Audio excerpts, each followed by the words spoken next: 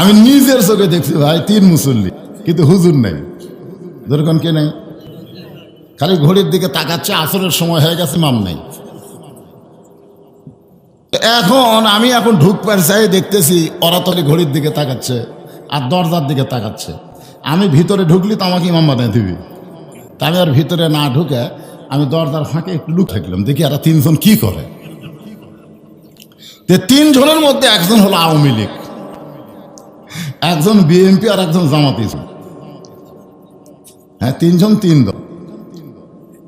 তারপর জামাত ইসলাম বলতে আওয়ামী লীগকে, ভাই তোর দল ক্ষমতাতে আছে, তুই সামনে যা।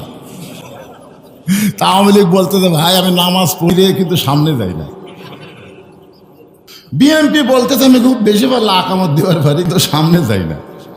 জামাত ইসলাম বলে, তোরা যদি চাস তাহলে আমি সব জায়গাতে আসি। তখন আওয়ামী লীগ বলতেছে, এত সময় নাই, সামনে যা। তো জামাত ইসলাম বলতেছে, ভাই সামনে তো যাচ্ছি, নিয়ত করার সময় তোমরা কি করবে? ইক্তেদাই তো বিহাজাল ইমাম বলার সময় কি বলবা? ইক্তেদা বিহাজাল ইমাম কোবা না রাজাকার কোবা? তখন আওয়ামী লীগ বলতেছে, বাইরের কথা ভিতরে কোষ করে। তুই জামাত, আমি আওয়ামী লীগ, ওই বিএনপি, এটা হলো বাহিরের কথা। ভিতরের কথা হলো আমরা 3 ভাই একসঙ্গে জামাত করতে চাই। আমাকে একজন বলে, হুজুর অমুকের ফাঁসি হলো, অমুকের ফাঁসি হলো, অমুকের ফাঁসি হবে। আমি বললাম, চলো ভাই চা খাই। তুমি চোখ করছো কে রে? আমি তো যে কথা বললাম তো হুজুরের বিপক্ষে যাচ্ছে। হুজুর আমাকে চা খাওয়ার জন্য ডাকে। তো চা কল যা বললাম, ভাই 3 কাপ চা দেন। তো বলতেছে, মানুষ হলাম 2 জন, চা 3 কাপ খেন। বলে, তোমার দে, আমার একটা।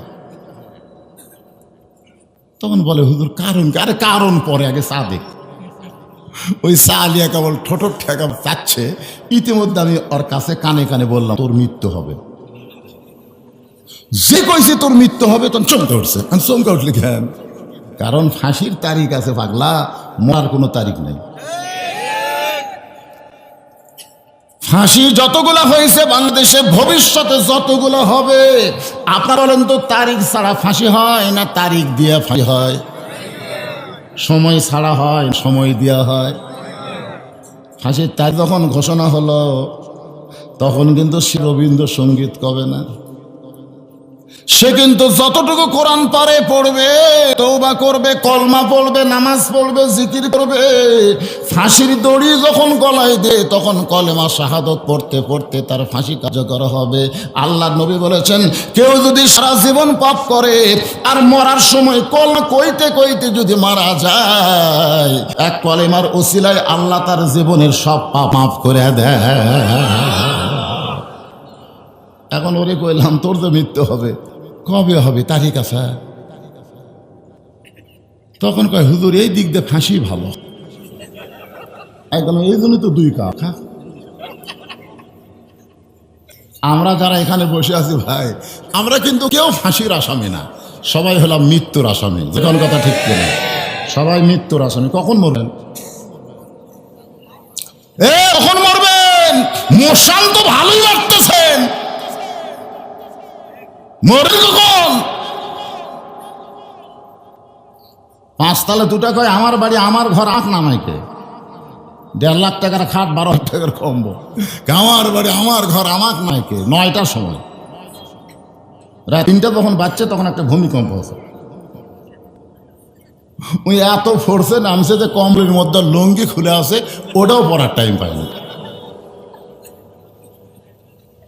ফেরেশতা কয়, আল্লাহ 9টার সময় কইল হামাক নামাকে, আর রাত 3টার সময় তুমি তাকে ন্যাংটা করে নামা। কোন অহংকার করা চলবে না মুসলমান। মৃত্যুর আসামি যারা হয়েছি, যে কোনো সময় আমাদের মৃত্যু হবে। জোরে কোন কথা ঠিক কিনা? আল্লাহ বলতেছেন, লিয়াবলুয়াকুম, তোমাদের পরীক্ষা করা হবে। পরীক্ষার বিষয়টা হলো আইয়ুকুম আহসানু আমালা। পরীক্ষার বিষয়টা হলো সুন্দর আমল। এখন আপনাদের কাছে ধারাপাতের মতন সহজ বলতেছি, সুন্দর আমল যদি করবার চাই, সুন্দর একটা পরিবেশের দরকার আছে না নাই? সুন্দর একটা পরিবেশ যদি তৈরি করবার চায়, তাহলে সুন্দর একটা সমাজের দরকার আছে না নাই? সুন্দর একটা সমাজ যদি বানাবার চাই তাহলে সুন্দর একটা রাষ্ট্র তৈরির দরকার আছে না নাই? সুন্দর একটা রাষ্ট্র যদি গঠন করতে চাই তাহলে সুন্দর একটা আইনের দরকার আছে না নাই? মানুষের তৈরি আইন দিয়ে সুন্দর রাষ্ট্র হবে না। সুন্দর রাষ্ট্র তৈরি করতে গেলে আমার আল্লাহর কোরআন লাগবে, ধরে কণ্ঠে। শুধু কোরআনের ওয়াজ শুনবেন আর কোরআন মোতাবেক চলবেন না। আবু জেহেল হচ্ছে 1 নম্বর শ্রোতা, জানেন না? নবী যখন গভীর রাত্রে কোরআন পড়তো চোরের মতন চুপি চুপি খাড়া হয়ে তাই কোরআন শুনতো। পরের দিন সকালবেলা মিটিংয়ের মধ্যে বলতেছে, এত সুন্দর কোরআনের বাণী, রাতটা কোন দিক দিয়ে গেল আমি বুঝতে পারিনি। আবু সুফিয়ান বলতেছে, নেতা, যে কোরআন শুনে এত ভালো লাগে আপনার, রাত কোন দিক দিয়ে গেল বুঝতে পারলেন না? সেই কোরআন গ্রহণ করলে অসুবিধা কি? শুনতে যদি এত ভালো লাগে তাহলে সেইটা গ্রহণ করলে, আমল করলে অসুবিধা কি? আবু জেহেল বলতেছে, অসুবিধা হলো আমার মতন ভুয়া মানুষের নেতা চলবি না, আব্দুলের এতিম পোলা নেতা হয়ে যাবে। আজকে কোরআনের আন্দোলন, কোরআনের সমাজ প্রতিষ্ঠার ব্যাপারে যারা চিন্তা ভাবনা করে আমাদের কি হবে, আসেন আজকে কোরআন চিনেন। এই যে এক ভাই বলতেছেন সারা জীবন খালি শোনা গেলেন, আজকে দেখেন। আল্লাহ রাসূল বলেছেন, ফজর নামাজের পরে কেউ যদি প্রতিনিয়ত সূরা মুলুক তেলাওয়াত করে, সে যখন মারা যাবে কবরে রাখার পরে তার কাফনের উপরে সূরা মুলুক একটা চাদর হবে। কবরের বাপেরও ক্ষমতা নাই তাকে কোনো আযাব দেয়। সুবহানাল্লাহ কবেন না? কারণ সূরা মুলুকের চাদর দেহের উপরে থাকার কারণে কবরের কোনো আযাবই হবে না। তাহলে যে সূরা মুলুক তেলাওয়াত করলে এত ফজিলত, সেই সূরা মুলুকের তাফসীর আমাদের জানার দরকার আছে না নাই? ওমর ফারুক সূরা মুলুক তেলাওয়াত করে আর বারবার আসমানের দিকে তাকায়। সূরা মুলুক পড়ে কোন দিকে আর আমরা তাই কোন দিকে?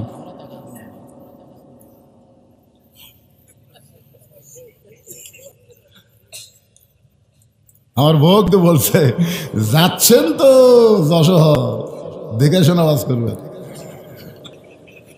আমি বললাম কি দেখবো? আশেপাশে একবার পুলিশের গাড়ি আছে কিনা, র্যাবের গাড়ি আছে কিনা, এখানে বোনারের ধারক যাচ্ছেন, দেখে শোনা আওয়াজ করবেন। এমন ওয়াজ করবে না পুলিশ যেন আবার না ধরে। আমি বইয়ের কপালে চুমা খেলাম, বই আমার তো আপনার ভালো লাগছে। আমি না, চুমা খেলেন কেন? বলে চুমা খাওয়ার কারণ হলো শেষ দেখো, শেষ দেখা দেখো আর হয়তো দেখবার পাবো না। বউ চমকাটা কয় খন কি, আর আগেও তো পুলিশ আপনাকে ধরছে, ছাড়া দিছে তো। আমি বললাম, পাগলি তুমি চিন্তা করো পুলিশ ধরা, আর আমি চিন্তা করি আজরাইল ধরা। আজরাইল ধরার যারা চিন্তা করবে তারা চারিদিকে দেখবে না, তারা উপর দিকে দেখবে। ধরে কোন কথা ঠিক না?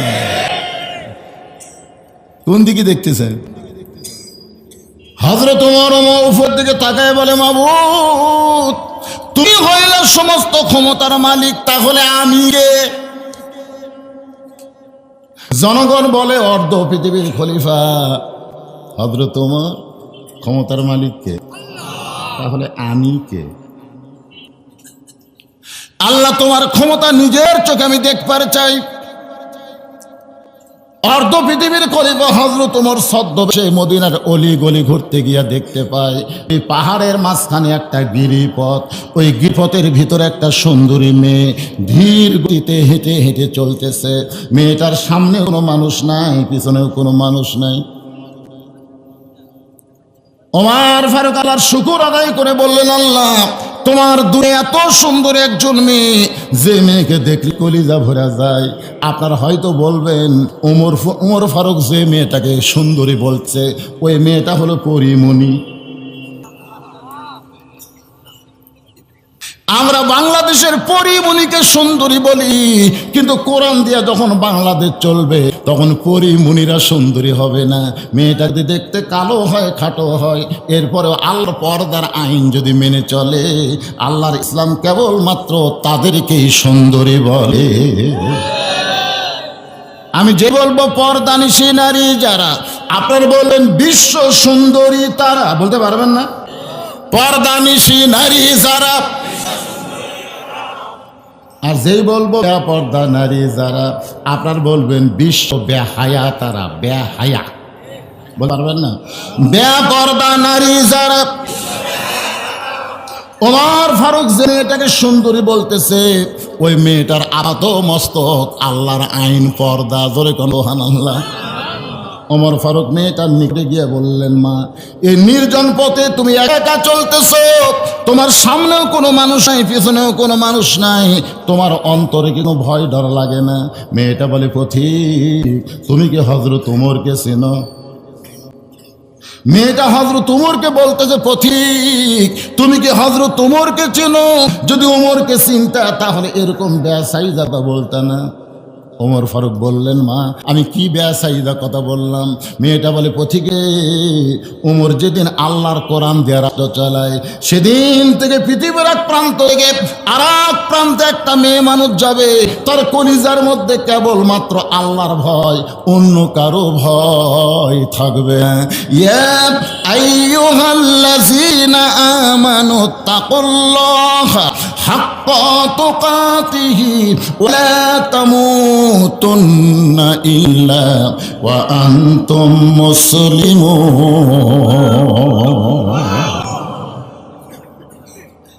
মেয়েটা কি বলতেছে?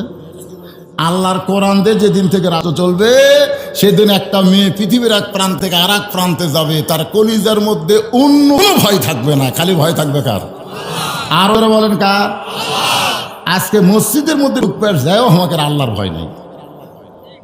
2000 টাকার জুতা যদি পাওয়া থাকে, দরজার কাছে যাই চিন্তা করি, কি করি? জুতা কি দরজার থমো না ভিতরে নিয়ে যাবো? মো বলতেছে চোরের দেশ। দেশ চোরের দেশ রে পাগলা। চোর গুলা বেড়া আছে, মৌলবি গুলা সব জেলত গেছে। ঘর কথা ঠিক করে জুতা হাতত লিয়ে যখন ঢুকতেছে, মদ বলতেছে কার ভয়ে? আল্লাহর ভয়ে। তো আল্লাহর ভয় তো জুতা কেন? তখন বলতেছে চোরেরও ভয়। আল্লাহর ভয়, চোরের ভয় যতদিন কলিজার মধ্যে থাকবে, ততদিন নামাজ হবে না। অথচ আল্লাহ কোরআনে বলেছেন, ইন্না সালাতা তানহা আনিল ফাহশাই ওয়াল মুনকার, একমাত্র নামাজই পারে মানুষকে যাবতীয় খারাপি থেকে বাঁচাই দিতে।